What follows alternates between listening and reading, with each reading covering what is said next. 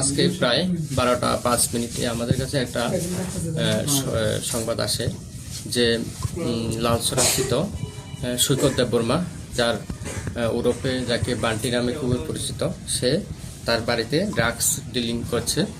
তো খবর পেয়ে আমরা সুভাষ পার্ক আউটপোস্টে সেটা নোট করি এবং সঙ্গে সঙ্গে সেটা খোয়াই থানার ওসিকে জানাই এবং আমাদের যে অথরিটিকে জানাই যে এনডিপিএসের যে আইন, সে আইন অনুযায়ী যাতে প্রসিডিউর অনুযায়ী সব কিছু ব্যবস্থা করে, সে অনুসারে আমরাও আসি। In the meantime DCM madam Salka Mary Debbarma এবং একজন সিভিল উইটনেস পীযুষ দেবনাথ এবং অন্য স্টাফরাও আসে।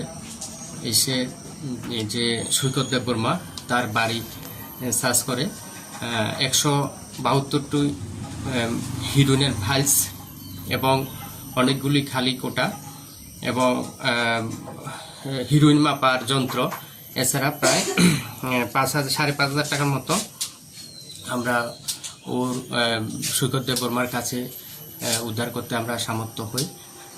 যে 172 কোটা হিরোইন, সেটাতে 3.24 গ্রাম হিরোইন পাওয়া যায়। এখন আমি যে সৈকত দেববর্মার এগেনস্টে একটা সুমোটো কমপ্লেন থানাতে দেব, যাতে তার উপযুক্ত শাস্তি হয় এবং যাতে ভবিষ্যতে সে এই কাজগুলি না করে।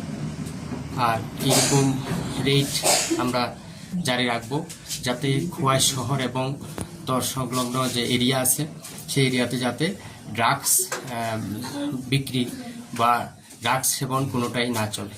Thank you.